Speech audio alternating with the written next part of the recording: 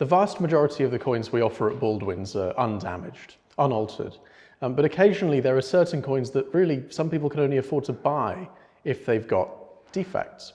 And some of the pieces on this table are very rare, and we're going to have a much closer look.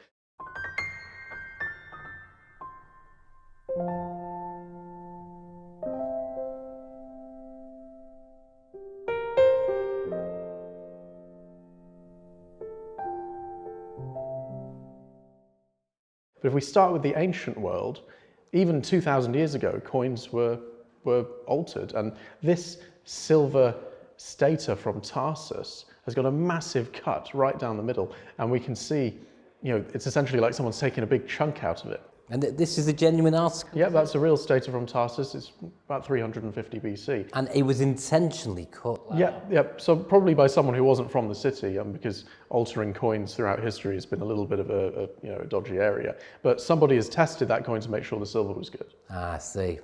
Such as in jewellery. Exactly. And next to it, we've got we've got a couple of mounted coins later on, but we've got this tiny little Athens obol, which has been pierced and a mount added. That was probably done in the 17th, 18th century, probably from someone who'd been on a grand tour in Europe, visited Athens or visited the Greek world and had bought that as a trinket. It's even been plated with gold. And they would have worn this, perhaps? Probably, yeah. But it's a real ancient coin that has been modified later on for the use as jewellery. Okay, well that brings us on then to this Spanish gold coin, I believe Pedro the Cruel, no less. Yeah. I mean, my Spanish history isn't good enough to know why he was cruel. Yeah. But anyway, but this shows an obvious mount on a hammered gold coin. This happened a lot, back in the medieval ages and obviously much more recently. This is fine, it's obviously mounted, so the value is radically reduced. It's a claw mount. Now the problem with this is skillful jewellers can remove these mounts and it leaves very little trace on the edges. People will buy this as if it's an absolute genuine article and never been touched. So people do need to be careful. You need to look at the edges and look for slight indentations. We have a Dutch gold coin here. Yeah, and you can see where the little mount marks are on this. This has been removed from a mount, and you can see the tiny little marks on the edges. But it's not obvious, is it, Dominic? I mean, especially not on a coin of that size either. It's such a small coin that could easily be missed. But if you look at it in the right light, you can see there's glistening on the little high points where the little claw mounts have damaged the coin. But I mean, something like a claw mount is far less damaging than using solder. Or something like that to put the coin really in there permanently. Solder is hard to disguise. It leaves a silver residue on the surface.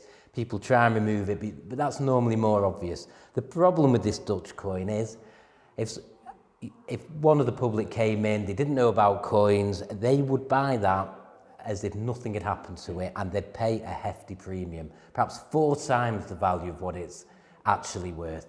This is why you must be careful and examine coins very closely. Yeah, next up we've got this enormous hammered gold coin, which looks to me like there's nothing wrong with it. It's a very impressive piece. James I Rosarial. Now this is a very rare coin. James I, it's a very large denomination. Value-wise, one would normally think 17,000, 18,000. It looks great, there's no obvious signs. So why are we only selling it for 8,000? The reason is this coin has been skillfully pierced and plugged. So if we go back to the coin with the loop mounts that has a hole in it, this coin at one point had a hole in the legend where Jacobus is.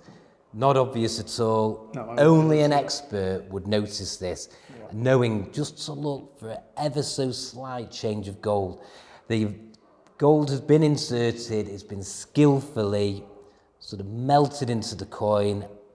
It's a fantastic job. You just wouldn't know. But we're completely open with the fact that this is pierced and plugged. Absolutely. But a lot of unscrupulous dealers might not be. No, but the benefit perhaps to some collectors is they can get a good example, it's got a great portrait, they're getting it for half the price.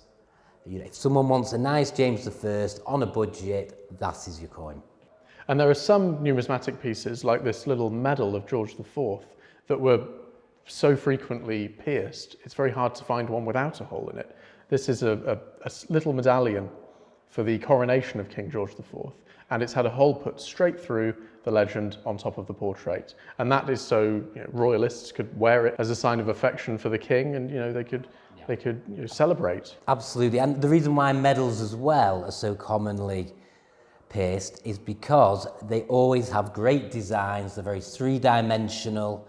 They look good when worn, or certainly back in the day anyway. And since it was illegal to deface the king's currency, putting a hole through a medal is very different because medals weren't circulating money.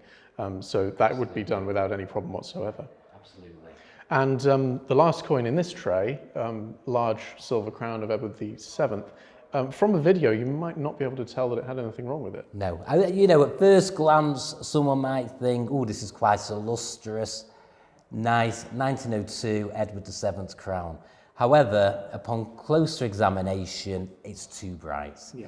It's very shiny. It's in fact not that high grade, but it's been polished and it gives the illusion at a distance it's a high grade coin with mint luster.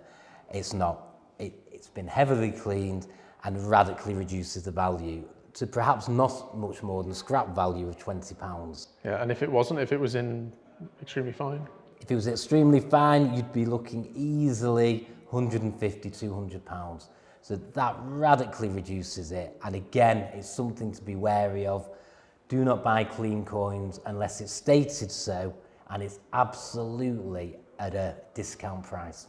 Yeah, and just look out for shininess. If a coin is far too shiny and far too uniformly shiny, there might be something wrong with it. Absolutely. And you might also find little tiny micro scratches from where someone's given it a polish with a silver polish. Absolutely. But it drastically reduces the value. That's it. A coin like this, often the dealer will say, gosh, look at that, I can nearly see my face in it. It's so mirror-like. And finally, we've got this very impressive piece of silverware. You do find coins included in pieces of silverware. If you remember a few years ago in York, a dealer had an enormous jug that was imprinted with a coin of every monarch since William the Conqueror. Yeah. Amazing. The coins are valueless now, but as an artifact, very impressive. And we've got this dish, which is, rather than actually having a coin in it, it's actually been imprinted with the dies that were used at the Soho Mint.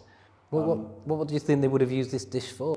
This is probably an ashtray or something like that. Look, the discoloration. Okay. But it's got a lovely portrait of George III, and it clearly says around the outside, impression from a die made by Matthew Bolton at the Soho Mint in 1804. So they must have produced these as trinkets, ornaments, things like that. But usually you may find a genuine coin embedded in the bottom of a piece of jewellery or a piece of silverware. And in this instance, would it have been a genuine coin? Would that be genuine? No, this one is literally stamped with the dies. So if anything, it's more interesting. But there are plenty of particularly Georgian pieces of silverware with coins that have been embedded in them. The coins lose all their value, but the artifact, the object as a whole, can be very, very collectible, particularly for people who like silverware. So a really, really interesting piece of Georgian history. So those are some of the ways that coins can be altered. It's really important to look out for some of the things we've talked about before you buy a coin. If you're buying from a certified BNTA dealer, that can give you a lot of confidence. Any problems should be mentioned. Yeah. And as we touched over before, sometimes it's beneficial to buy coins with problems because you can get them so much more cheaply. The problem is when dealers, they've not identified the problem, they're selling it as if there was no problem, and effectively you're paying 3 or 4 times more than you should. And then when you come to auction it in 5 years' time and you're told that the coin has problems, then that's not good at all. So it's very important to be completely aware of what you're buying. But yes, we hope we found the video insightful, and if you've got any stories about coins you've bought that have had problems, do feel free to pop them in the comments below.